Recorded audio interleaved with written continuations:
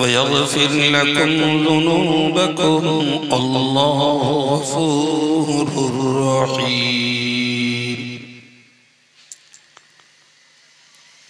صدق الله العظيم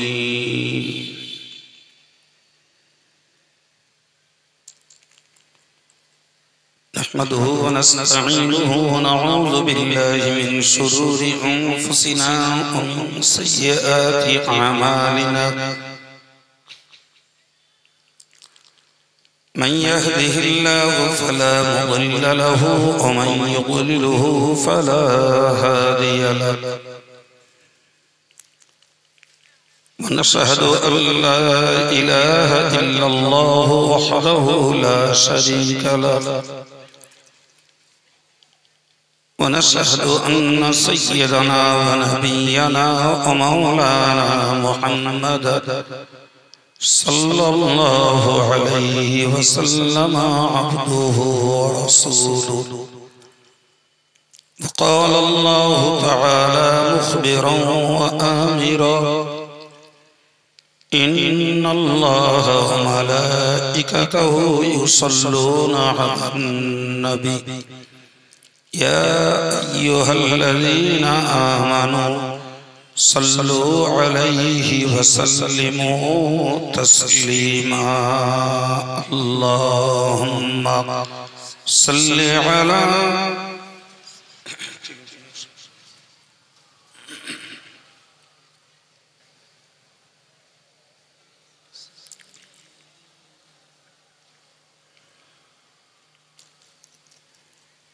ধন্য যেজন পড়ে দরুদ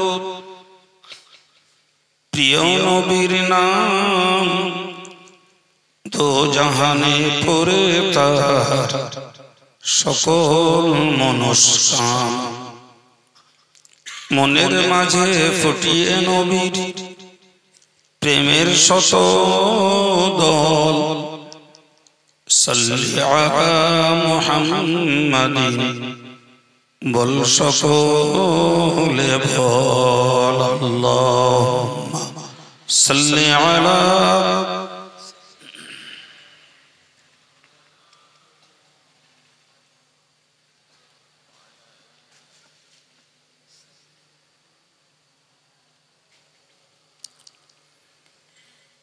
أما بعد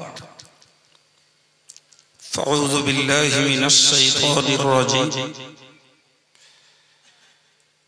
بسم الله الرحمن الرحيم يا أيها الناس اتقوا ربكم الذي خلقكم من نفس واحدة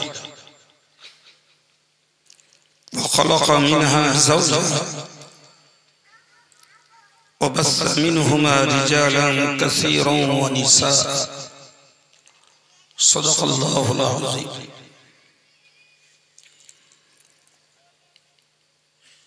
وقال النبي صلى الله عليه وسلم الدنيا كلها متاع وخير متاع الدنيا المرأة الصالحة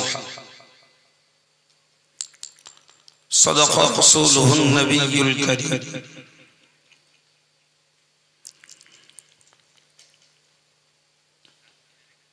স্নবাজন সভা সঞ্চালক মৌলানা আসাদুজ্জামান সাহেব, আজকে সভার আয়োজক,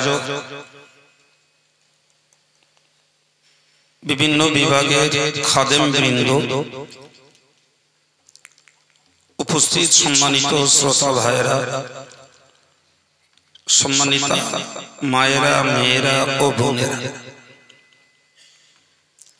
শ্রেণী বিশেষে সকলের প্রতি শ্রদ্ধা, শুভেচ্ছা ও স্নেহাশিস জানিয়ে কিছু সময়ের জন্য কিছু কথা আলোচনা করতে আপনাদের খেদমতে উপস্থিত।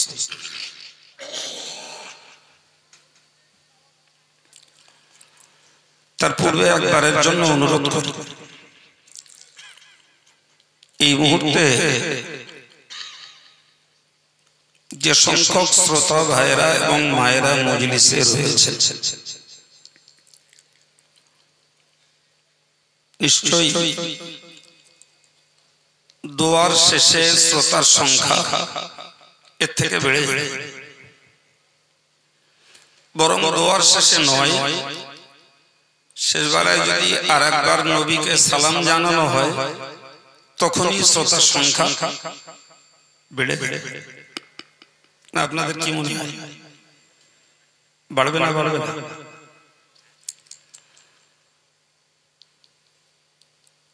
তো পরবর্তীকালে যারা এসে এই শ্রোতার সঙ্গে যোগ দেবেন, আমরা তাদেরও আশাকে কামনা করি, কিন্তু একটু অ্যাডভান্স ডাকছি, একেবারে ওই সময়টায় না এসে একটু আগে ভাগে এলে শুধু পেটের খোরাকটা হবে না, সঙ্গে কলবেরও দুটো খোরাক হবে না? হবে না? একটু কথা বলে। সেই জন্য আমি মজলিসের বাইরে থাকা সকল ভাইদের কাছে একান্তভাবে অনুরোধ করছি, যারা বাইরে আছেন কোনো প্রকারই দেরি না করে আগে থেকেই মজলিসটা এসে বসার জন্য তাদেরকে অনুরোধ করছি। ভাই, ইতিপূর্বে দুজন বক্তা আপনাদেরকে কি নসিহত শুনিয়েছেন আমি কিছুই জানি না, কারোরই কথা শুনবার সুযোগ। আমি কিছু বলার চিন্তা রাখছিলাম, গত বছর এই মজলিসটাতে কি আলোচনা করেছিলাম, মাশাআল্লাহ আমার ভালোই মনে আছে, আপনাদের মনে না থাকতে পারে,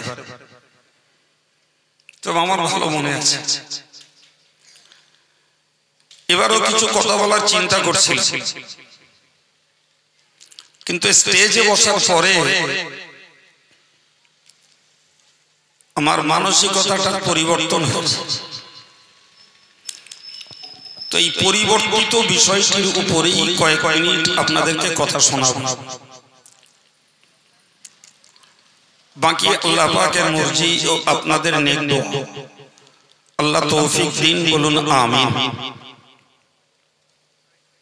মহান আল্লাহ কোরআন পাকে ব্যক্ত করেছেন, ইয়া আইয়ুহান নাস, হে মানুষের, ইত্তাকু রাব্বাকুম, তোমাদের রব যিনি, তোমরা তাকে ভয় করো। তো কোরআনে মহান আল্লাহ ওই জায়গাটাতে ব্যবহার করেছেন আন-নাস শব্দ, যে শব্দটা বহু বচন, তার মানে সমগ্র পৃথিবীর মানব জাতি ওই শব্দটার অন্তর্গত। কথা বোঝা গেছে? আল্লাহ বলেননি হে ঈমানদারেরা,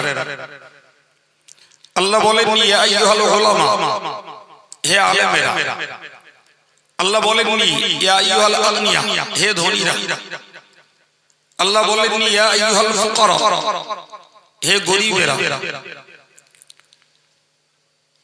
এক কথায় আল্লাহ বলেছেন হে মানুষের। সে মানুষ হতে পারে ভারতের, সে মানুষ হতে পারে আরবের, সে মানুষ হতে পারে আমেরিকার, সে মানুষ হতে পারে বাংলাদেশের, গোটা বিশ্বের সমগ্র মানব জাতিটাকে লক্ষ্য করে আল্লাহ বললেন তোমরা তোমাদের রবকে ভয় করো। সেই ভয়ের বাস্তব প্রমাণ হলো, সেই ভয়ের বাস্তব কারণ হলো আল্লাযী খলাকাকুম, যিনি তোমাদেরকে সৃষ্টি করেছেন। সুবহানাল্লাহ। তাহলে পৃথিবীর হিন্দু, ইহুদি, খ্রিস্টান, বৌদ্ধ আর নাম জানি আর না জানি যত ধর্মের মানুষ রয়েছে, সবাইকে একটি কথা আল্লাহ জানান দিয়েছেন যে তোমাদেরকে সৃষ্টি করেছেন তোমাদের রব। কথা বোঝা গেল? পরে বলেছেন মিন নাফসিন ওয়াহিদা, একটি মাত্র প্রবৃত্তি থেকে, একটি নফস থেকে, যে নফসটি হলো হযরত আদম। ওয়া খালাকা মিনহা যাওজাহা, তার থেকে সৃষ্টি করেছেন তার স্ত্রীকে। এরপরে বললেন ওয়াবাসা মিনহুমা রিজালান কাসীরান ওয়া নিসা। এই দুটি নারী এবং পুরুষের সংমিশ্রণে বিশ্ব জুড়ে আল্লাহ ছড়িয়ে দিয়েছেন অনেক পুরুষ এবং অনেক মহিলা। এতে কি বুঝতে পারা যায়? আদমের আওলাদগত দিক দিয়ে तमाम পৃথিবীর নারী এবং পুরুষেরা ভাই বোনের সমতুল্য। কত মনোযোগ দেন। আমি এত কষ্ট করে ওয়াজ করব ভেবে আসি, কিন্তু কষ্ট করেই ওয়াজটা করছি। মনোযোগ দিলে লাভ আপনাদের, টাইম পাস হলে আমি পালাবো। কি বলেছি? যে আদমের আওলাদগত দিক দিয়ে तमाम পৃথিবীর নারী আর পুরুষ উভয়ে হলেন ভাই ভাই, ঠিক কিনা? সেই ভাই বোনের ভিতর থেকে এরপরে পৃথিবীতে আসবার পরে পুরুষের মধ্যে কেউ হয় নানা, কেউ হয় দাদা, কেউ হয় মামু, কেউ হয় খালু, কেউ হয় বাপ, কেউ হয় ভাই। কথা বল। মেয়েদের মধ্য থেকে কেউ হয় দাদি, কেউ হয় নানি, কেউ হয় মামি, কেউ হয় ভাবি, কেউ হয় খালা, কেউ হয় বোন। ঠিক নয় কি? তাহলে সূত্রগত দিক দিয়ে প্রথমে ছিল तमाम পৃথিবীর মানব জাতি নারী পুরুষ ভাই ভাই, কিন্তু পৃথিবীতে আসবার পরে সম্পর্কগত দিক দিয়ে হয়ে গেছে নানা, দাদা, মামু, খালু, বাপ ইত্যাদি। আবার মেয়েরা হয়েছে দাদি, নানি, খালা, মামি, স্ত্রী ইত্যাদি। এই প্রক্রিয়াটা তো আল্লাহ না কার? তাহলে মূলে যখন আমাদের আদি পিতা আদম, আদি মাতা হাওয়া, তাহলে সেই সূত্রে সবাই ভাই ভাই। পৃথিবীতে আসবার পরে সম্পর্কগত দিক দিয়ে সেই ভাই বোনের মধ্য থেকেই কি দাঁড়িয়েছে ভাই? জন্মসূত্রে বা প্রাথমিক সূত্রে যে লোকটা ছিল ভাই হয়েছে সেই লোকটা বাপ। ঠিক নয় কি? যে লোকটা ছিল ভাই সেই লোকটা নানা, যে লোকটা ছিল ভাই সেই লোকটা মামু, যে লোকটা ছিল ভাই সেই লোকটা হয়েছে খালু, যে লোকটা ছিল ভাই সেই লোকটা হয়েছে ভগ্নিপতি। ঠিক মেয়েদের দিকটাও তাই। যে মেয়েটি ছিল বোন সেই মেয়েটি হয়েছে স্ত্রী, সেই মেয়েটি হয়েছে মা, সেই মেয়েটি হয়েছে শাশুড়ি, সেই মেয়েটি হয়েছে খালা, সেই মেয়েটি মামু মামি, সেই মেয়েটি হয়েছে ভাবি। এই যে সম্পর্কগত প্রক্রিয়া, এই ব্যবস্থাটাও কার? জোরে বলেন আল্লাহ। জি তবে রাসূলকে তাকিয়ে দেখুন, রাসূলের চারটা খলিফা, দুজন জামাই, দুজন শ্বশুর। সুবহানাল্লাহ বলেন। আবু বকর শ্বশুর, ওমর শ্বশুর, উসমান জামাই, আলী। সুবহানাল্লাহ বলবেন না? অথচ সবাই রাসূলের শাগরেদ, চারজনই রাসূলের খলিফা, চারজনই রাসূল কর্তৃক ঘোষিত জান্নাতি। কিন্তু সম্পর্কগত দিক দিয়ে দুজন খলিফা হয়েছেন শ্বশুর, দুজন হয়েছেন ঠিক না বল না? জানবার ঘাটতি আছে নাই তো? তাহলে আমি বোঝাতে চেয়েছি একটা হলো সৃষ্টিগত সূত্র, আর একটা বুঝিয়েছি সম্পর্কগত সূত্র। সম্মানিত ভাইরা আমার, খুব ভালো করে খেয়াল রাখুন। এর মধ্যে ভাই পুরুষ সমাজের ভিতরে আমাদের কাছে ঘনিষ্ঠ হলে আমার আব্বা, নারী সমাজের ভিতরে ঘনিষ্ঠ হলেন মা। প্রিয় নবী বলেছেন এমন একটা জমানা আসবে আদনা সাদিকুহু ওয়া আকসা আবাহু, কি বলেছেন যে মানুষ বন্ধুকে খুব নিকটতম মনে করবে আর বাপকে দূরবর্তী ব্যক্তি মনে করবে। আড্ডা জমাবে বন্ধুর সঙ্গে, টিফিন নাস্তা খাওয়া হবে বন্ধুর সঙ্গে, কিন্তু বৃদ্ধ বয়সে পরিণত আব্বার জন্য একটা চকলেটও জুটবে না ছেলের হাতে, 100 গ্রাম সন্দেশও জুটবে না, 2 পিস রসগোল্লাও জুটবে না।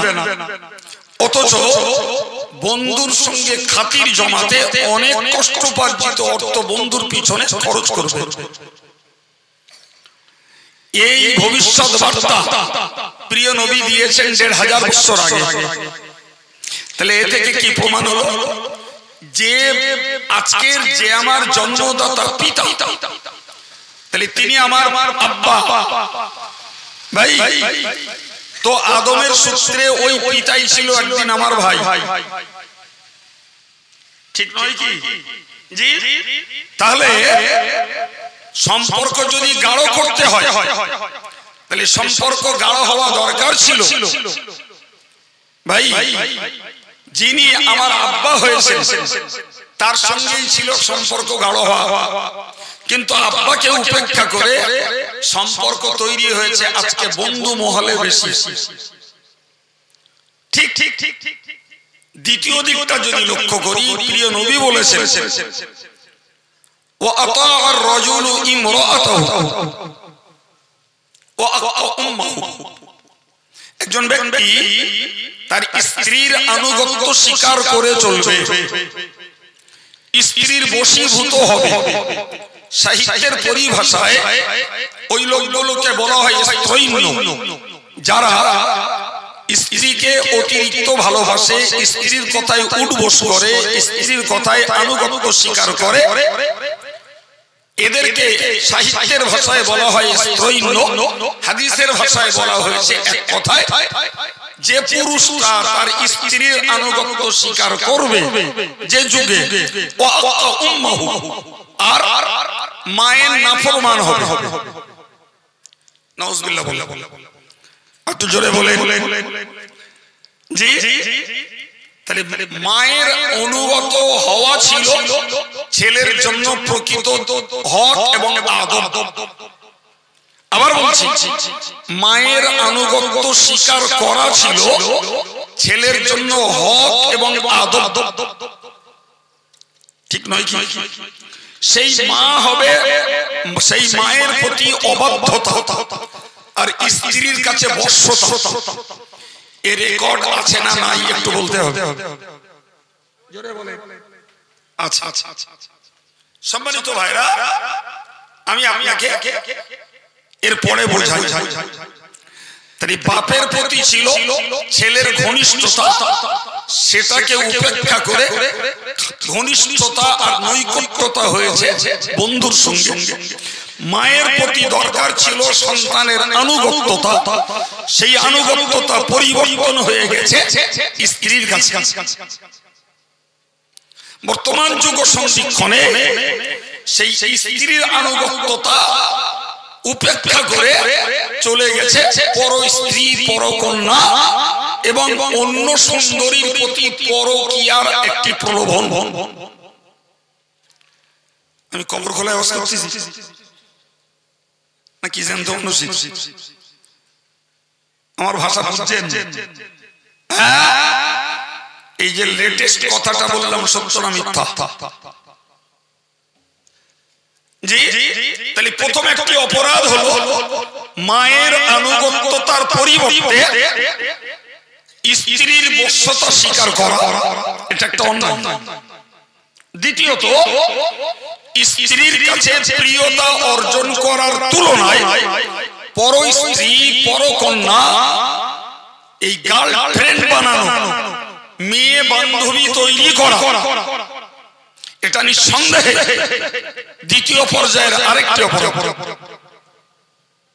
এবং বর্তমান ফেসবুক আর সোশ্যাল মিডিয়ার যুগে ভাই অবাক কাণ্ড, ইংল্যান্ডের মেয়ে বাংলাদেশে এসে হাজির, আমেরিকার মেয়ে বাংলাদেশে, পশ্চিম বাংলার মেয়ে চলে যাচ্ছে আসামে। কথা বুঝছেন কিছু?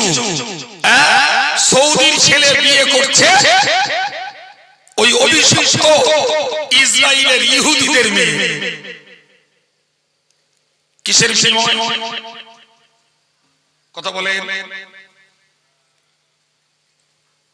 বন্ধ দেখ তাবাররুক হয়েছে, খাইয়ে দাইয়ে দিয়ে নাই লাগি দেখে একটু গলার জ্বর হয় কি বলেছি?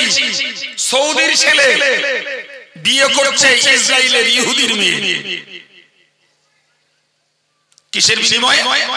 সোশ্যাল মিডিয়ার বিনিময়ে। সোশ্যাল নেটওয়ার্ক এমন জঘন্য জায়গায় চলে গেছে, সে কোন জাতের, কোন ধর্মের, তার চরিত্র কি, তার পড়াশোনা কি, ভাই তার বংশ কি, তার গুণগত মান কি, কোনো দেখার বালাই নাই। বরং চোখের কাছে চয়েসফুল হয়েছে, দেখতে সুন্দরী অথবা দেখতে সুন্দর বুঝে উঠেছে। ভাই রাসূল বলেছেন তোমাদের মধ্যে উত্তম ব্যক্তি আহসানুন নাস আহসানুহুম খুলকান। মানব জাতির ভিতরে উত্তম ব্যক্তি ওই ব্যক্তি যে ব্যক্তির চরিত্র উত্তম, যে ব্যক্তির চরিত্র উত্তম। ভাই একটি মানুষের চরিত্রের সার্টিফিকেট দিতে পারে, উন্নত সার্টিফিকেট বিয়ে হওয়ার আগে তার বাপ আর মা, আর বিয়ে হওয়ার পরে দিতে পারে চরিত্রের সার্টিফিকেট স্ত্রী। কথা বলছেন না? আমি মাইকে বসে মোটা মোটা কথা বলছি, আমি যে কত উত্তম চরিত্রের ব্যক্তিত্ব, ভালো খবর রাখে আমার গৃহিণী, ঠিক না ভুল ভাই? সেটি সাধারণ চরিত্র হোক আর ধর্মীয় চরিত্র হোক, আমি কতটা আল্লাহওয়ালা, কতটা নামাজি, কতটা জিকির ফিকির করি, কতটা তাসবিহ তেলাওয়াত করি, আমি আমার আচরণটাকে কতটা ভালো করতে পেরেছি, আমি আমার বাপ মা, আমার ভাই বোন, আমার স্ত্রী পুত্র কন্যা, আমার বাড়ির কাজের মেয়ে, এদের সঙ্গে কি ব্যবহার করি, তার উত্তম সাক্ষী হলো আমার স্ত্রী। প্রিয় নবী বলেছেন যে লোকটা তার স্ত্রীর কাছে ভালো, সে আল্লাহর কাছে ভালো। সুবহানাল্লাহ, সুবহানাল্লাহ। কার কথা বলেছি আমি? নবীর কথা। যে লোকটা তার স্ত্রীর কাছে ভালো, সে তার বলেন আল্লাহর কাছে ভালো। এখন ধরে নেন একজন লোক নামাজ কালাম পড়ে না, সারা শরীয়তকে মানে না, ধর্মীয় আখলাক আমল তার কাছে নাই, কিন্তু স্ত্রী যেমন তার প্রেমে মুগ্ধ, স্বামী তেমন স্ত্রীর প্রেমে মুগ্ধ হতে পারে না? একদম হতে পারে জি। এখন রাসূল বলেছেন যে তার স্ত্রীর কাছে ভালো, সে আল্লাহর কাছে ভালো। তাহলে যে ছেলেটি নামাজ কালাম পড়ে না, সারা শরীয়তকে মান্য করে চলে না, অথচ সে তার স্ত্রীর কাছে প্রিয়, এও কি আল্লাহর কাছে ভালো? আমার ব্যাখ্যা বুঝছেন?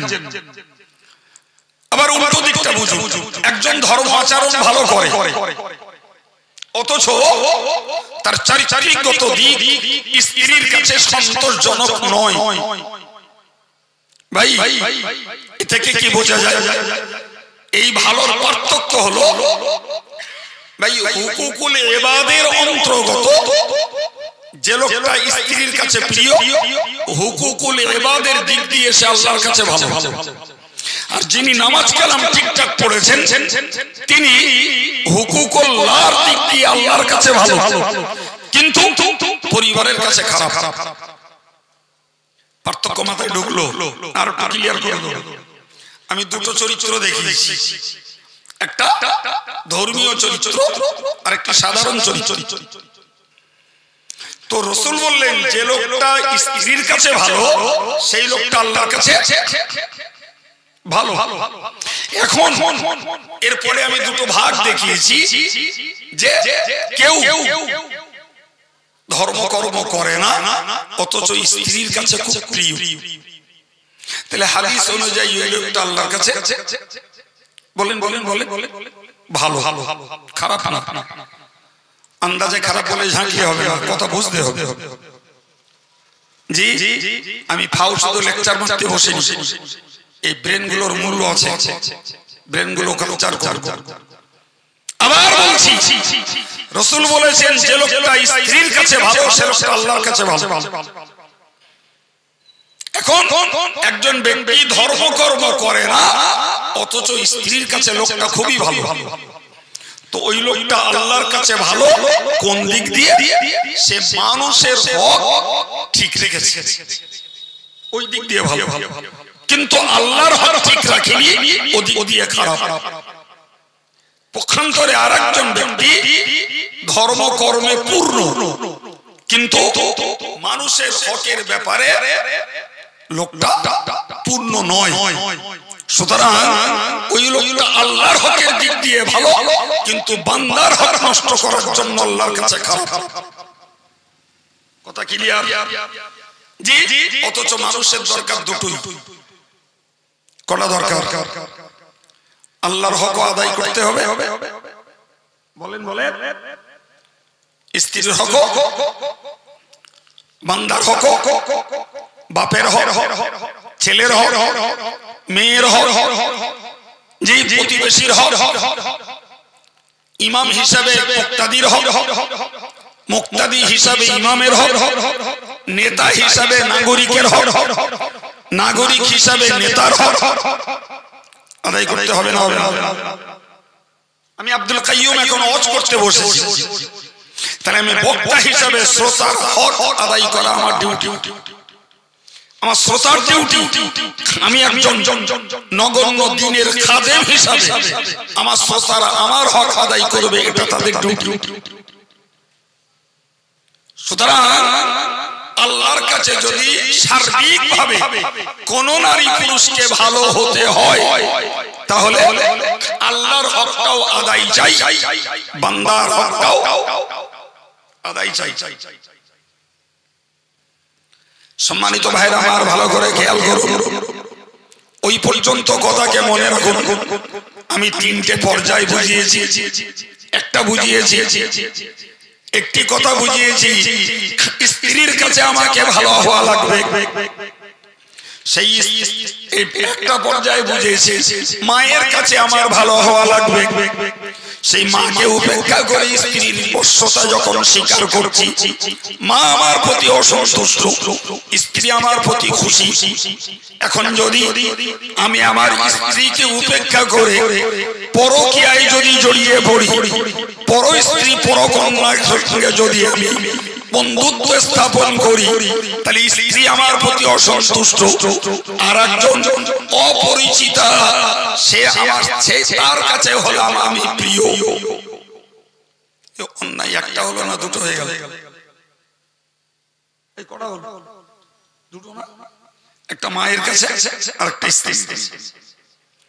প্রিয় ভাই আমার, অন্যায় প্রকৃত দুটো নয়, হয়ে গেল তিনটে।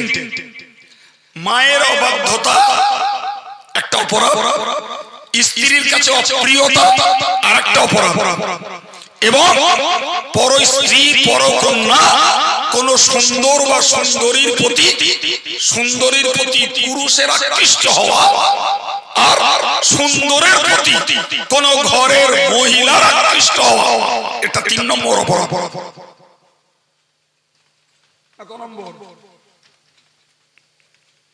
ভাই, ইসলামের একটা অবজারভেশন বুঝুন। ইসলাম একটা মনস্তাত্ত্বিক ধর্ম, যার ভিতরে স্বাস্থ্য আছে, সমাজ আছে, যার ভিতরে শরীর চর্চা আছে, যার ভিতরে রয়েছে রাজনীতি, অর্থনীতি।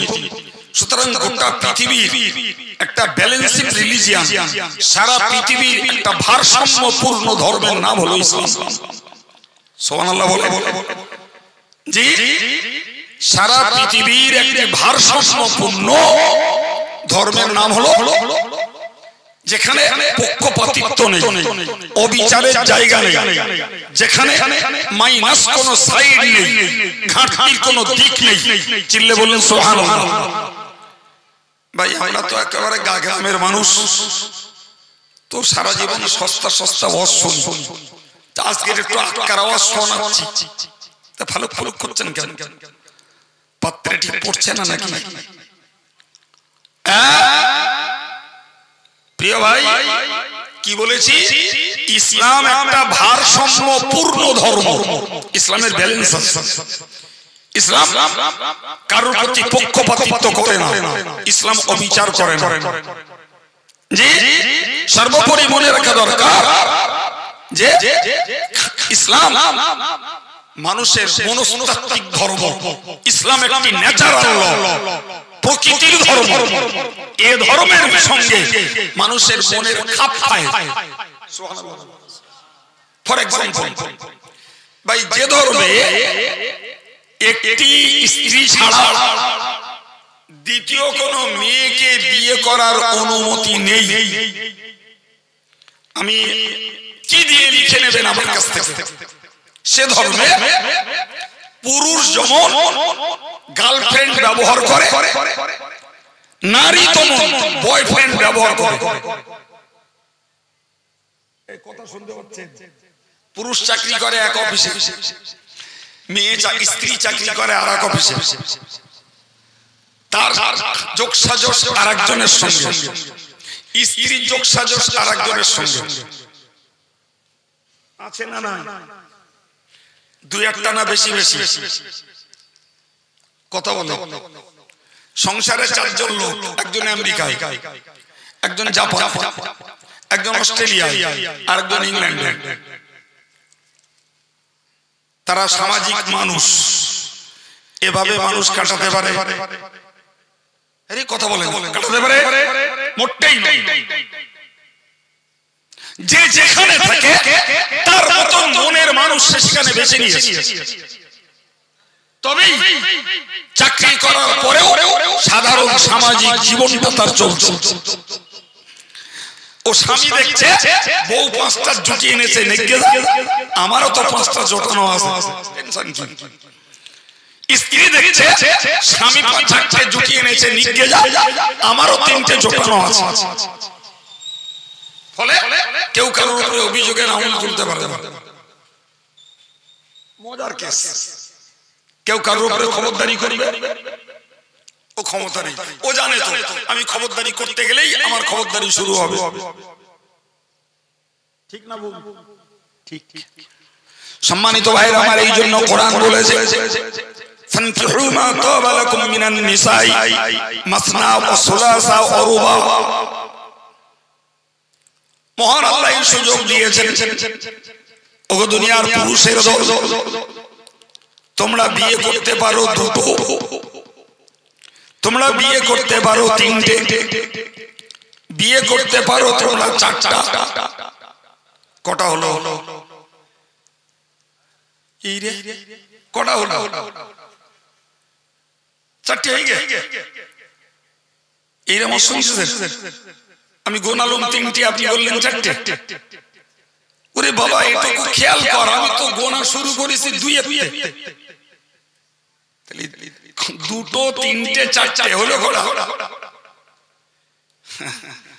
দেহ এখানে, মন আর এক জায়গায় রেখে অসুবিধে হবে। তা আমি গোনা শুরু করেছি কটাতে? দুটো থেকে। তাহলে দুটো তিনটে চারটে, ও গোনা আমি শুরু করিনি রে বাবা, আল্লাহ নিজেই শুরু করেছেন। জোরে বলুন সুবহানাল্লাহ। তোমরা বিয়ে করতে পারো দুটো, বিয়ে করতে পারো তিনটে, বিয়ে করতে পারো চারটে। নাম আমি বলবো না যেহেতু লাইভ চলছে, তবে নাম না বলেই বলছি।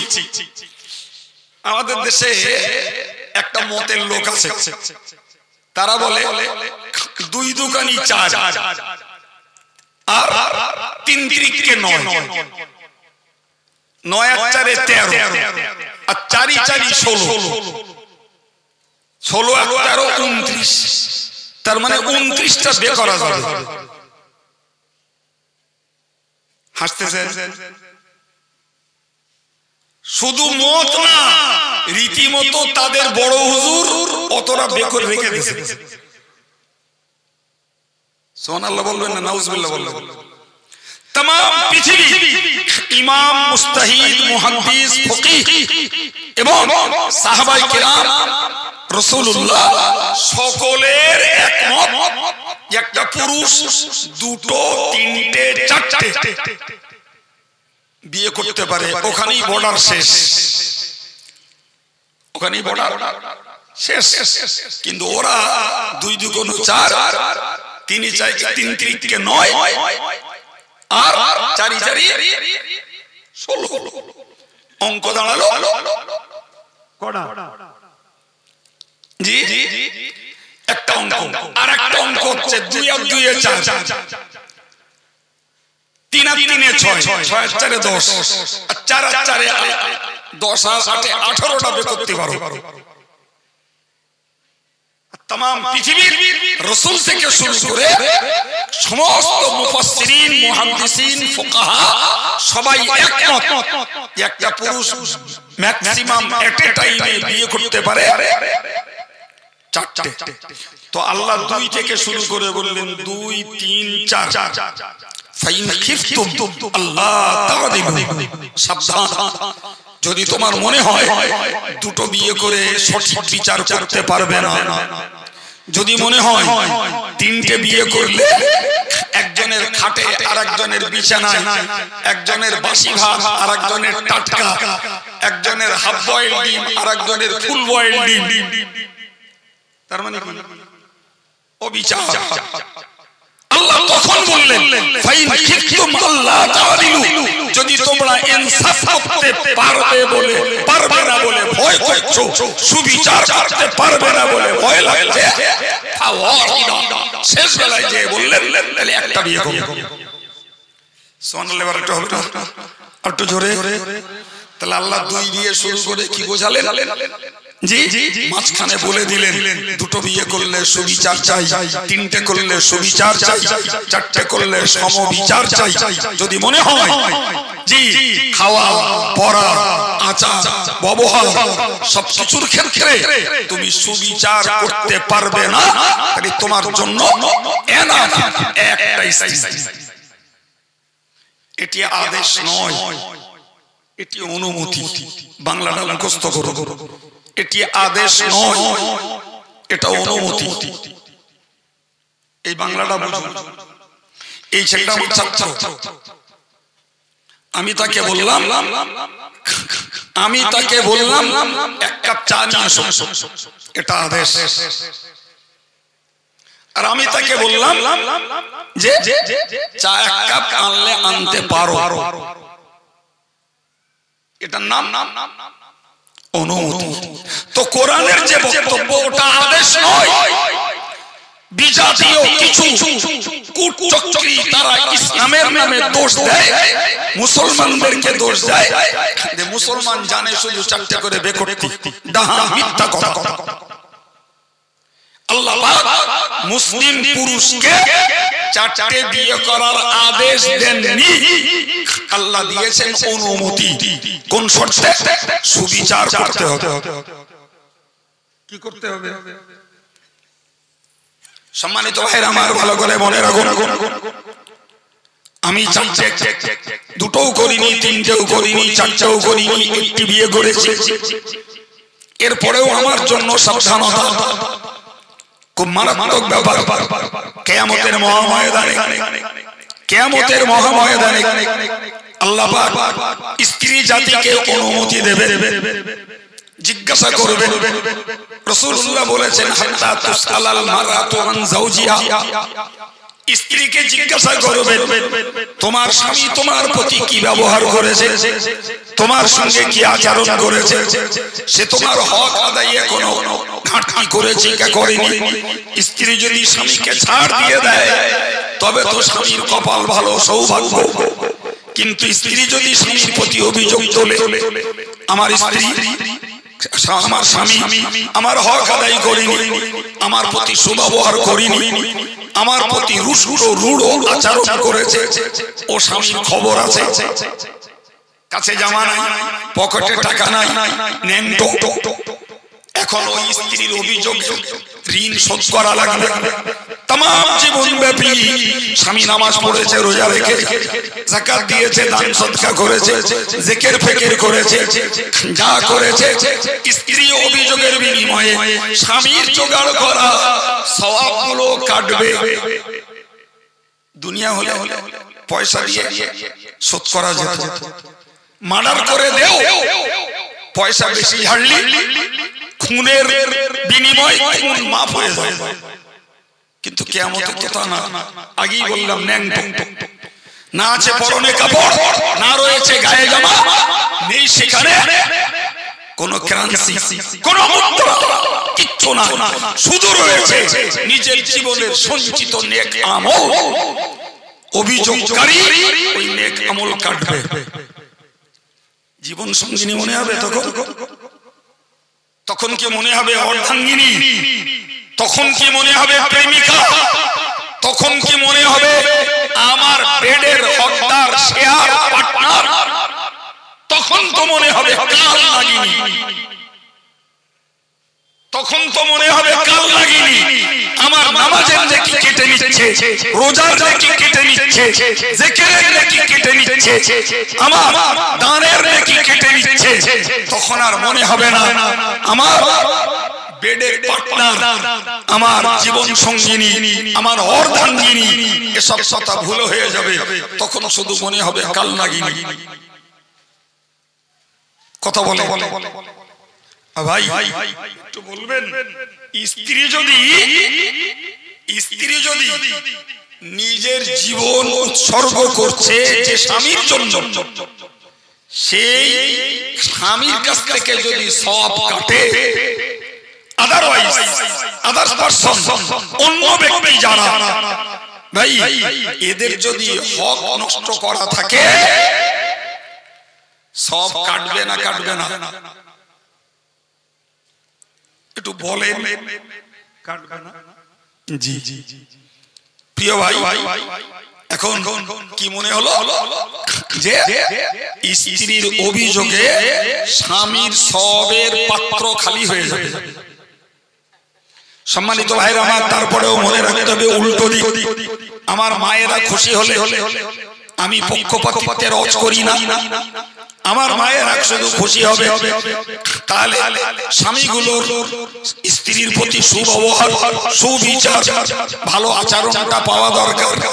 এ মায়ের জাত আপনাকে মনে রাখা দরকার। কিয়ামতের মহাময়দানে যথারীতি স্বামী তার স্ত্রীর এগেইনস্টে আল্লাহর কাছে কৈফিয়ত তুলবে।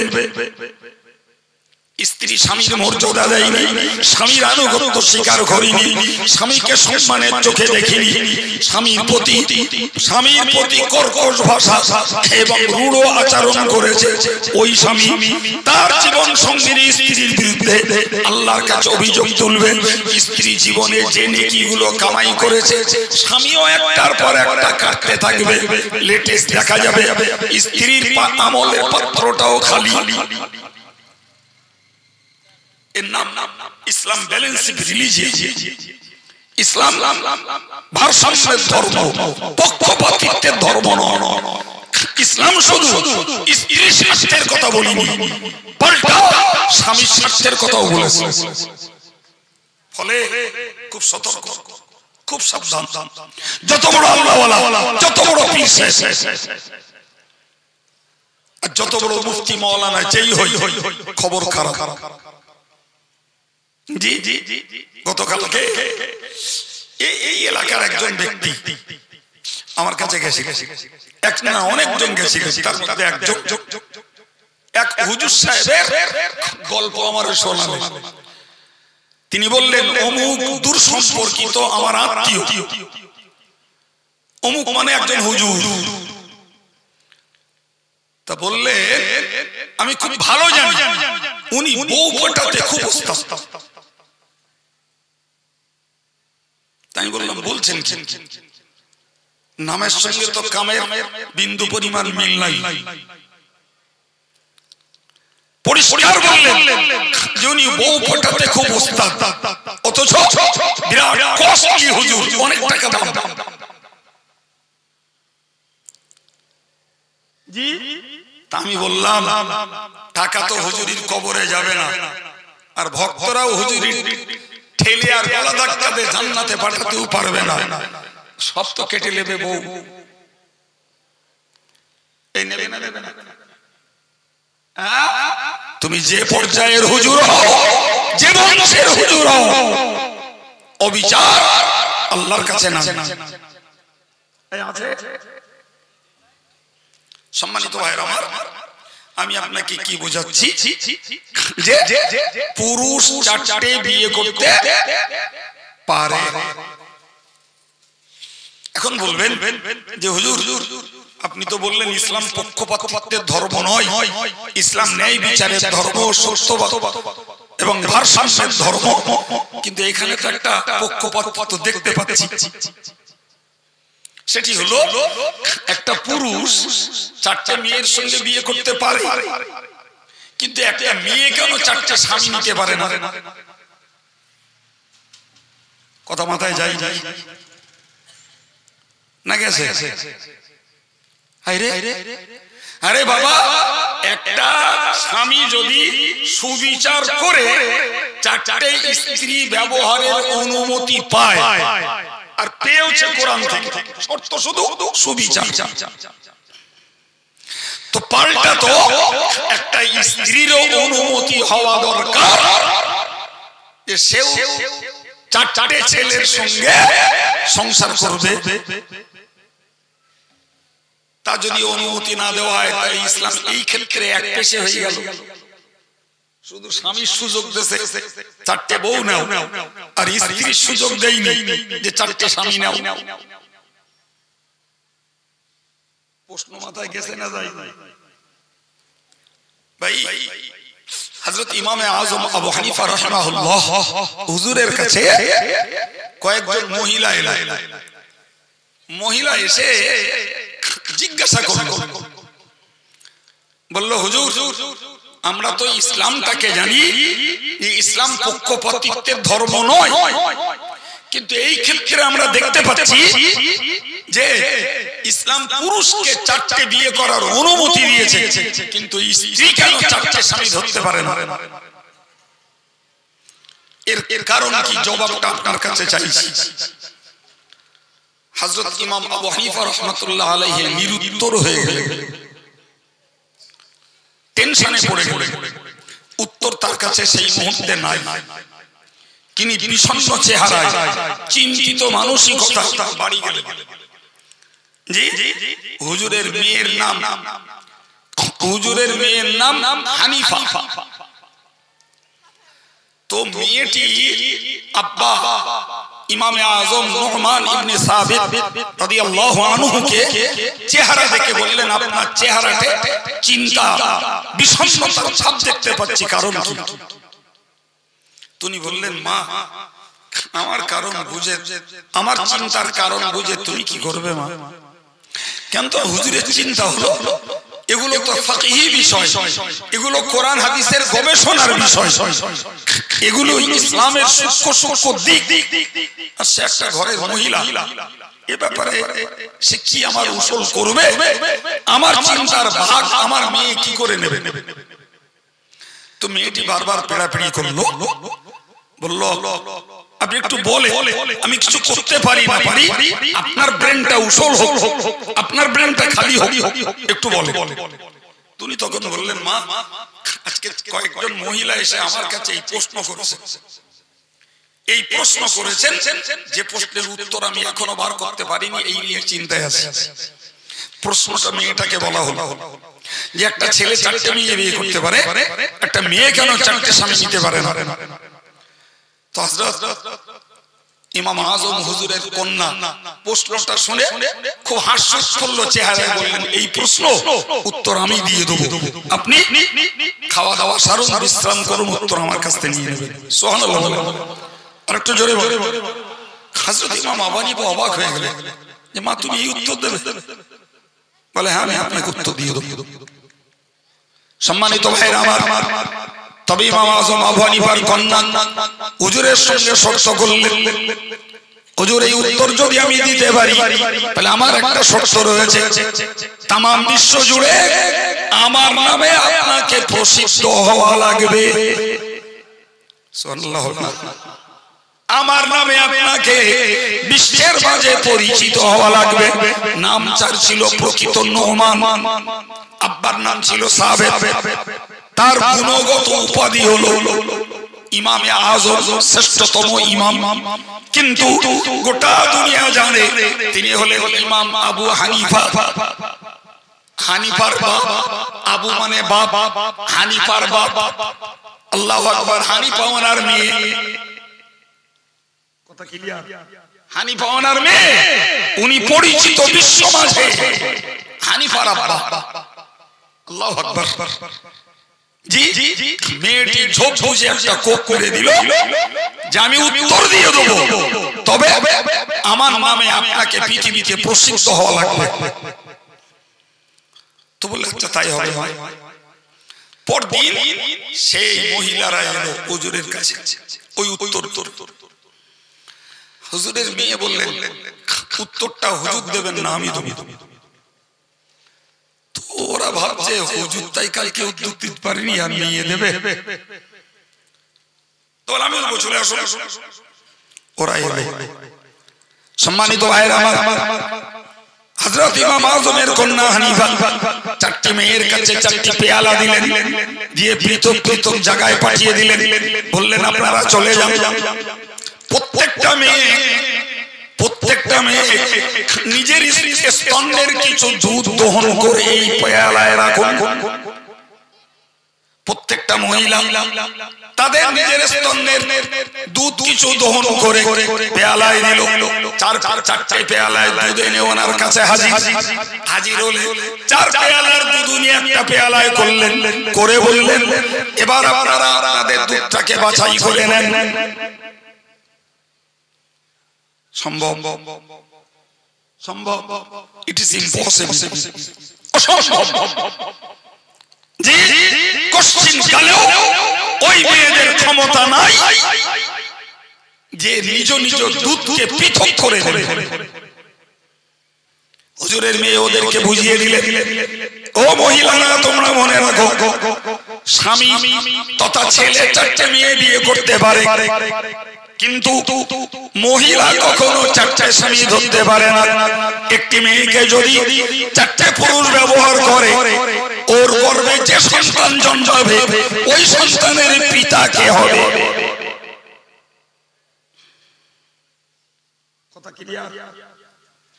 তারা অত্যন্ত সন্তোষজনক উত্তর পেল যে আপনার উত্তর যথার্থ। এই জন্যই আল্লাহ পুরুষকে অনুমতি দিয়েছে চারটে মেয়ে বিয়ে করতে পারে, কিন্তু সুবিচার করতে হবে। অবিচার করলে মহাবিপদ। কিন্তু কোন মহিলা চার স্বামী ধরতে পারে না, তাতে তার নসবতা বংশ পরিচয় পাওয়া যাবে। বাচ্চাটা কারে বাপ বলবো? ওই বাচ্চাটা কার কাছ থেকে ফরাজ নেবে? ওই বাচ্চাটা কার অধীনে প্রতিপালিত হবে? প্রিয় ভাই আমার, তাহলে আমি আপনাকে প্রমাণ করাতে চেয়েছি ইসলাম পক্ষপাত শূন্য একটি ধর্ম। সুবহানাল্লাহ বলে। ইসলাম স্বামীর জন্য পক্ষপাতিত্ব করেনি, স্ত্রীর জন্য পক্ষপাতিত্ব করেনি। স্বামীকেও যেমন বলেছে স্ত্রীর হক নষ্ট করলে স্ত্রীর প্রতি আচার ব্যবহার ইত্যাদি যদি তুমি ত্রুটি করো, স্ত্রী তোমার কাছ থেকে নেকি কেটে নেবে।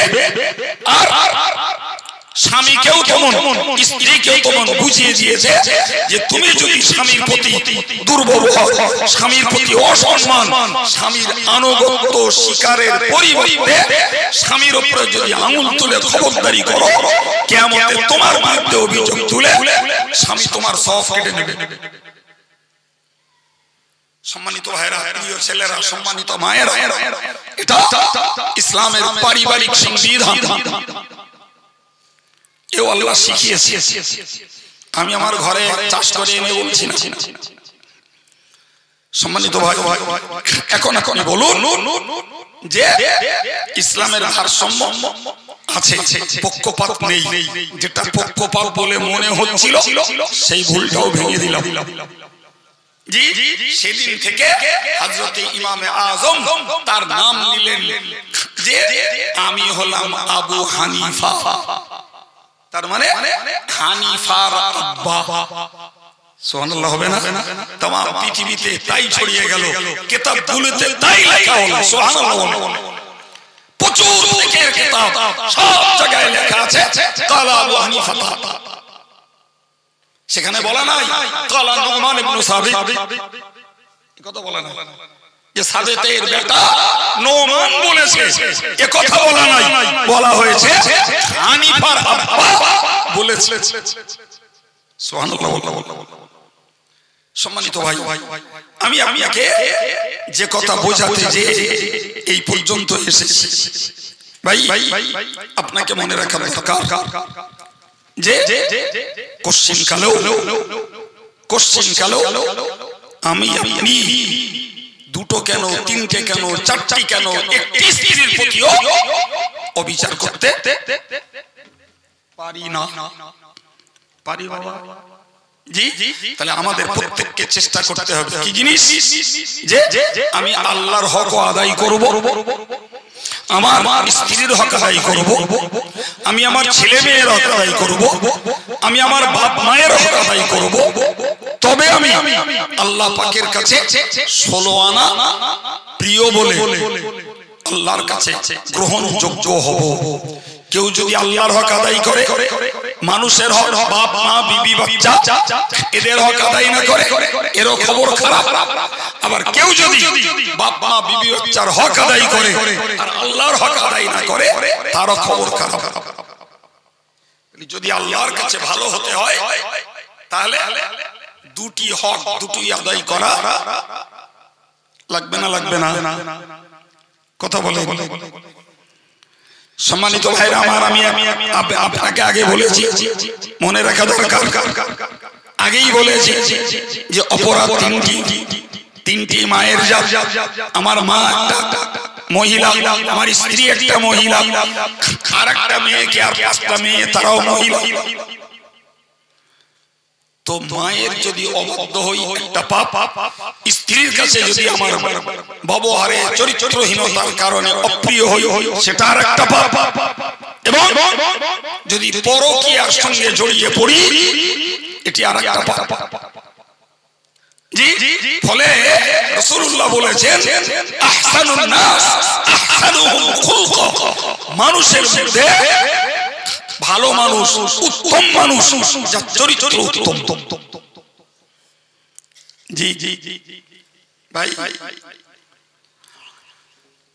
তো আপনাকে আমি বোঝাতে চাই, এর সঙ্গে একটা হাদিস আপনাকে বলি। ভাই, রাসূল করিম সাল্লাল্লাহু আলাইহি ওয়াসাল্লামের কাছে একজন সাহাবা, এই রাসূলুল্লাহ সাহাবাদের কাছে প্রশ্ন করলেন, আতাদরুনা মাল মুফলিস? হে সাহাবীরা, তোমরা বলতে পারো গরীব কে? গরীব কে? ভাই, আমাদের কাছেই কেউ যদি জিজ্ঞাসা করে গরীব কে, তো আমরা কথাই বলবো যার টাকা পয়সা নাই, সহায় সম্পদ নাই, ওই লোকটা গরীব। আল্লাহ পাকের নবীর সাহাবীরা সাবলীলভাবে জবাব দিলেন, মাল্লাইসা লাহু মাতাউন ওয়ালা দিরহামুন, যে লোকটার সম্পদ নাই, যে লোকটার অর্থবিত্ত কারেন্সি কোনো মুদ্রা নাই, ওই লোকটাই হলো গরীব। প্রিয় নবী শুনে বললেন, ক্বালা লা, ও সাহাবীরা মনে রাখো, না না, তোমরা যে লোকটাকে গরীব বলছো ওই লোকটা গরীব নয়। যার অর্থ সম্পদ নাই, সহায় সম্পত্তি নাই, ওই লোকটা গরীব নয়। সাহাবীরা হতবাক হয়ে গেলেন, ইয়া রাসূলুল্লাহ, ইয়া হাবিবাল্লাহ, হুজুর, তাহলে গরীব কে? গরীব কে? প্রিয় নবী সাল্লাল্লাহু আলাইহি ওয়াসাল্লাম বুঝিয়ে দিলেন, বললেন, ইয়াতি রাজুল ইয়াউমাল কিয়ামতি, কিয়ামতের দিনে একজন ব্যক্তিকে আল্লাহর কাছে আনা হবে, অথবা লোকটি কিয়ামতের দিনে আল্লাহর কাছে বিচারের এজলাসে হাজির হবে। হাজির যখন হবে লোকটা নিয়ে আসবে তার সঙ্গে তথা পৃথিবীতে কামাই করে যাবে সেই আমল তার সঙ্গী কি নিয়ে আসবে? বিসসালাতি ওয়াস যাকাতি ওয়াস সিয়ামি ওয়া গায়রিহা।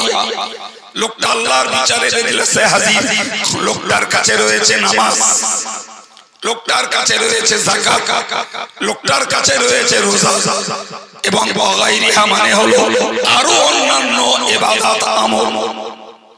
এক কথায় লোকটা পার্থিব জীবনে নামাজ, রোজা, যাকাত, দান, সদকা, জিকির, তাসবিহ, সাদকা, ফিতরা, কুরবানি বহুমুখী নেকি সঞ্চয় করে মানুষটা আল্লাহর বিচারের ইজলাসে আল্লাহ পাক তাকে বিচার করে জান্নাতের রায় দিয়ে দিয়ে যাও জান্নাতে যাও।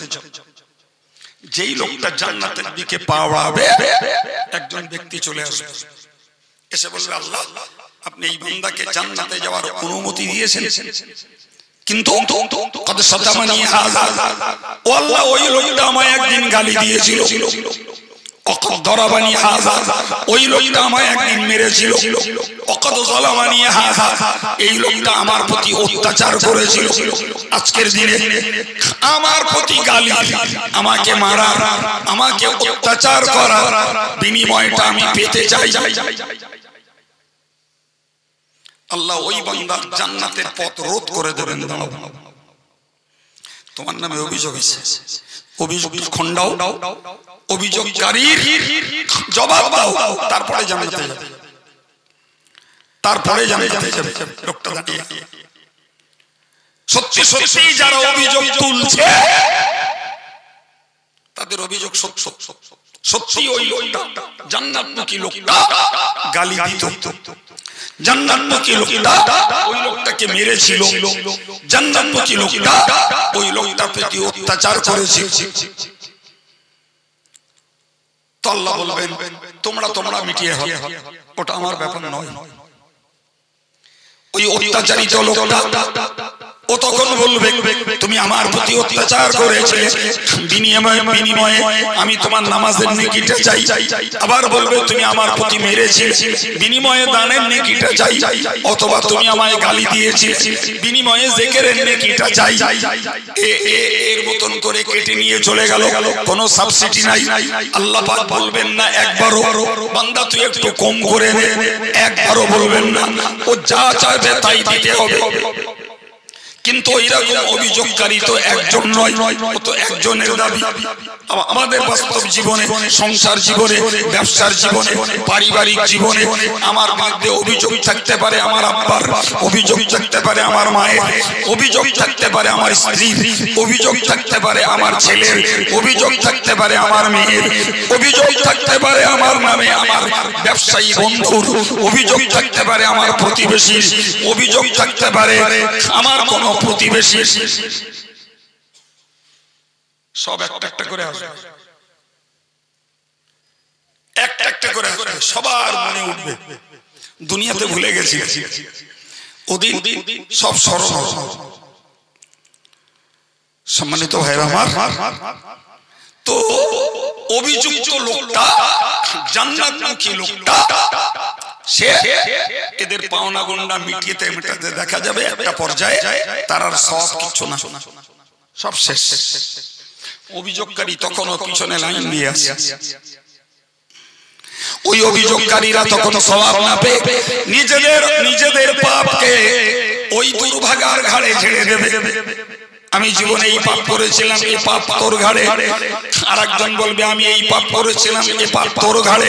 প্রিয় ভাইরা আমার, প্যারে নবী সাল্লাল্লাহু আলাইহি ওয়াসাল্লাম বলেছেন ওই লোকটা গরীব নয় যে লোকটার পয়সা নাই, যে লোকটার সম্পদ নয়, ওই লোকটা গরীব নয়।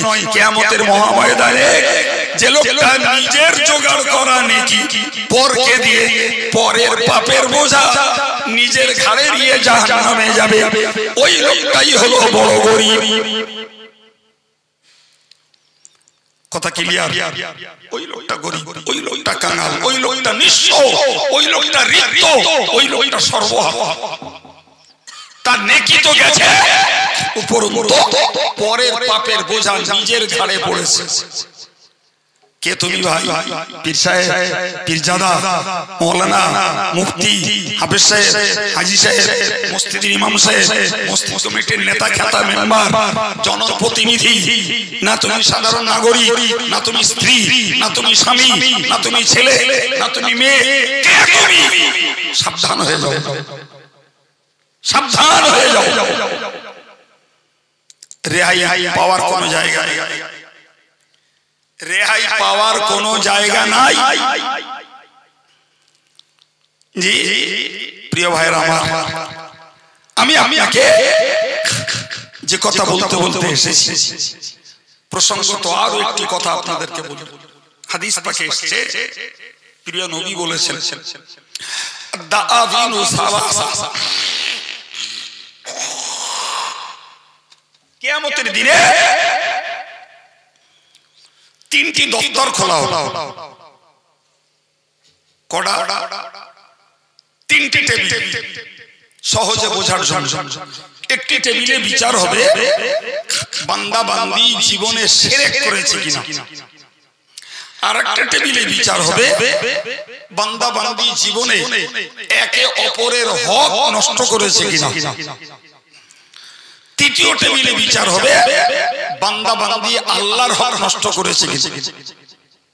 ঠিক ঠিক ঠিক এই স্টেপে, এই ধাপে, এই স্তরে প্রথম বিচার শিরকের। আমার মনে নাই, আপনার মনে নাই যে আমার দ্বারায় আপনার দ্বারায় জিন্দেগিতে কোন শিরক হয়েছে কি হয়নি, মনে নাই, থাকার কথা না। ভাই আমাদের যদি কাউকে জিজ্ঞেস করা হয় দুম ধরে যে কাল রাত্রি কি দিয়ে ভাত খেয়েছে, তো এক চান্সে বলতে পারবে কম মানুষ। ঠিক বলেছি না ভুল একটু বলবেন? কথা বলে ঠিক বলেছি না ভুল? চ্যালেঞ্জ জগতের সঙ্গে এক চান্সে বলতে পারবে কেডা? পারবে না। একটু হাত রাতে 5 সেকেন্ড 10 সেকেন্ড সময় নিলেও সময় নিতে হবে। পটল খেলুম না বেগুন, মাছ খেলুম কি নিরামিষ খেলুম, ডাল খেলুম কিনা তার ঠিক নেই। যদি মাত্র একদিনের মকদ্দমায় আমার খাবারের মেনু কি ছিল ওইটা যদি বলতে না পারি, তাহলে 80 বছরের জীবনটাতে কি করেছি মনে থাকার কথা নয়। কিন্তু তার রেকর্ড তৈরি হয়েছে, তার ভিডিও ক্যামেরা তৈরি হয়েছে। জি কথার রেকর্ড হয়েছে, কাজের রেকর্ড হয়েছে, হয়েছে না হয়নি? তাহলে মনে আমার নাই, আল্লাহর ফেরেশতাদের কলম থেকে তা বাদ যায়নি। ওই বিচারটা হবে প্রথম টেবিলে। তো প্রথম টেবিলে বিচার করে দেখা গেল আলহামদুলিল্লাহ ওই বান্দার জীবনে শিরক নাই, শিরক নাই। তার মানে ঈমান প্রমাণিত হয়েছে। সুবহানাল্লাহ। ওই বান্দাকে আল্লাহ ছাড় দিয়ে দেন, চলে যাও। ওই দ্বিতীয় টেবিলে তোমার বিচার হবে, খতিয়ে দেখা হবে তোমার 80 বছরের আমলনামা। কি দেখা হবে এখানে? ফিমা বাইনাহু ওয়া বাইনান নাস, মানুষ তার মাঝে আর মানুষের মাঝে কোন হক আদায়ের ঘাটতি আছে কিনা। ওই টেবিলটাতেই ওই খেলা হবে। বউ আসবে, ছেলে আসবে, মেয়ে আসবে, প্রতিবেশী আসবে, ব্যবসায়ী সঙ্গী আসবে, গ্রামবাসী আসবে, মসজিদের মুসল্লিরা আসবে, কমিটির এগেইনস্টে কমিটি যাবে মুসল্লিদের এগেইনস্টে। ওই টেবিলে ওখানে ঈমান প্রমাণিত হয়েছে ছাড়। কিন্তু ভাই ওইখানে যদি কারোর ঈমান প্রমাণিত না হয় ভাই, তার জন্য গো টু হেল, সোজা চলো জাহান্নাম। কিন্তু মাঝখানে একটা ঘটনা, জাহান্নামে গেলি হবে না। তুমি কার কার হক নষ্ট করেছো তার পাপের বোঝাটা নাও, নে তারা কুশল করে তাই যাও। কথা বুঝতে পারেননি? ঈমান নেই মানে জাহান্নাম অবধারিত। নতুন করে ঈমান আসার আর কোন স্কোপ নেই, সুযোগ নেই। কিন্তু তুমি তো পরের হক নষ্ট করে রাখতে পারো। কথা বলে ঠিক না? তুমি তো জীবনে বসবাস করেছো, বিবি বাচ্চা নিয়ে ঘর সংসার করেছো, তুমিও ব্যবসা বাণিজ্য করেছো, সমাজের সঙ্গে তুমিও ওঠা বসা করেছো, ওদের পাওনাটা মেটা। এখন ভাই ওর ঈমান নেই মানে ও নিয়ে টেনশন করে লাভ। ও যদি কারোর কাছে পায়ও কিছু, তাও জান্নাতে যাবে, বুঝতে পারেননি? তাও জান্নাতে যাবে। কিন্তু বিপদ হলো ঈমান প্রমাণিত হয়েছে, দ্বিতীয় টেবিলে গিয়ে দিতে পারছে, অভিযোগের শেষ নাই। কত রকমের অভিযোগ আপনারা কম বেশি জানেন, জানেন না তা না। তো আমি মনে হয় একটু আর একটু জানতে পারি। আমার কাছে বিচার আছে, বাপ মেয়ের ফারাজ দেয়, ছেলেকে বঞ্চিত করেছে, এই বোধহয় এখনো টেবিলে কাগজ পড়ে আছে আমার, জামিয়ার টেবিলে। বাপ জমি লিখে দিয়েছে সব মেয়েদের নামে, ছেলেরও দেয়নি, বড় দেয়, ছেলেরও দেয়নি, বড় দেয়। ছেলেটা শিক্ষিত, জামিয়া এসে কানতেছে, এও আছে। আবার কোথাও দেখা যায় বাপ ছেলেরে দিতেছে, মেয়ে দেয়নি, আছে না? না কথা বলে জি প্রিয় ভাই, মহাবিপদ, মহাবিপদ। দায়িত্ব তোমার, নিজের পরিবারের দায়িত্ব ব্যবহার করা হয় যাদের সঙ্গে তাদের দায়িত্ব, যে সমাজে বাস করো সেই প্রতিবেশী।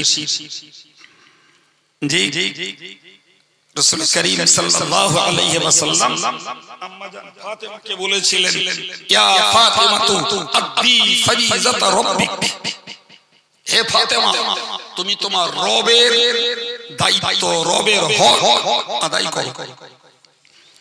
ফাতেমা বুঝে গেলেন রবের হক নামাজ, রবের হক রোজা, রবের হক জিকির ফিকির তাসবিহ তাহলিল, বুঝে গেলেন। পরে নবী বললেন, আদি ফরিজাত জিরানি, ও ফাতেমা তোমার প্রতিবেশীর হকটাকে আদায় করো। ফাতেমা স্তম্ভিত হয়ে গেলেন, ইয়া রাসূলুল্লাহ, ইয়া হাবিবাল্লাহ, হুজুর রবের হক তো বুঝলাম, কিন্তু প্রতিবেশীর হক আবার কি? নবী বললেন, তোমার প্রতিবেশী যদি খাওয়ানো হয়, তোমার যদি খাওয়া হয়, তোমার খাবারে তার অংশ দাও। তোমার যদি খাবার না থাকে, একটু সুরুয়া যদি থাকে, আমরা গেও বাংলায় যারে ঝোল বলি, ওই ঝোলে পানি মিশাও, মিশিয়ে ওই পানি মিশ্রিত ঝোল তুমিও খাও, প্রতিবেশীকেও দাও। তোমার প্রতিবেশী যদি অসুস্থ হয়, তার সেবা যত্ন নাও। তোমার প্রতিবেশী যদি অসুস্থ হয়, তার খোঁজ খবরটা রাখো, তবেই প্রতিবেশীর হক আদায় হবে। জি আল্লাহু আকবার। হাদিস পাকে এসেছে, রাসূল বলেছেন, জিবরিল আমিন আমাকে প্রতিবেশীর হকের ব্যাপারে এত বলা বলেছে, আমি মনে করছিলাম কবে বোধহয় আল্লাহর হুকুম চলে আসবে যে প্রতিবেশীর সম্পত্তির ফারাজ দিতে হবে। এত পরিমাণ প্রতিবেশীর হকের কথা নবী বলেছেন, এই আল্লাহ বলেছেন। আমি ভাবছিলাম কবে বোধহয় আল্লাহ হুকুম দেবেন যে প্রতিবেশীকে জমির সম্পত্তির ভাগ দিতে হবে, যদিও সে হুকুম আল্লাহ দেননি। আমার বক্তব্য, তাই প্রতিবেশীর জন্য যদি ইসলাম এতটা ডিফেন্সিভ, এতটা রক্ষণাত্মক ভূমিকা পালন করে, তাহলে নিজের বিবি বাচ্চার জন্য দায়িত্ব কতটা, কথা বলে কতটা দায়িত্ব, যে আমার বিবি আমার নামে অভিযোগ না করে, আমার ছেলে আমার নামে অভিযোগ না করে, আমার মেয়ে আমার নামে অভিযোগ না করে, আমার আব্বা আমার নামে অভিযোগ না করে, আমার মা আমার নামে অভিযোগ না করে, এটা তো আমার আগে দেখা দরকার। এদের সঙ্গে সম্পর্ক সব থেকে বেশি, ঠিক কিনা বল? সারা দেশ দুনিয়ার লোকেদের তুলনায় সব থেকে বেশি সম্পর্ক আমার পরিবারের সদস্য যারা, তাদের সঙ্গে। তো যেটা কথা বলছিলাম, প্রথম টেবিলে ঈমান প্রমাণিত হয়েছে, দ্বিতীয় টেবিলে যাও, দ্বিতীয় টেবিলে দেখা গেল যে বান্দার যা কিছু ছিল সব কেটে নিয়েছে, সব কেটে নিয়েছে। এরপরেও তাকে ছাড় দেওয়া হবে ওই তৃতীয় টেবিলে যাওয়ার জন্য। তৃতীয় টেবিলে বিচার হবে আল্লাহ পাকের হকের বিচার। তো সে আল্লাহর হকের বিচার যে হবে, কিন্তু আল্লাহর যে হকগুলো সে বান্দা আদায় করেছিল জীবনে, সে তো ওই মাঝখানে টেবিলে সব কেটে গেছে। বুঝতে পারেননি? কিচ্ছু নেই। কিন্তু শুকরিয়া আল্লাহ, ঈমানটাকে কেউ কেটে নিতে পারবে না। সুবহানাল্লাহ। ঈমানটা তার রয়ে যাবে, ঈমান রয়ে যাবে। এখন দেখা গেল যে ওই লোকটার নেকি কেটে নিয়েছে, কিন্তু ঘাড়ে কেউ পাপ চাপাতে পারিনি। তো তার নেকিগুলোর ঘাটতির জন্য জাহান্নামে জ্বলতে হবে, ঈমানের জন্য জান্নাতে যাবে। সুবহানাল্লাহ।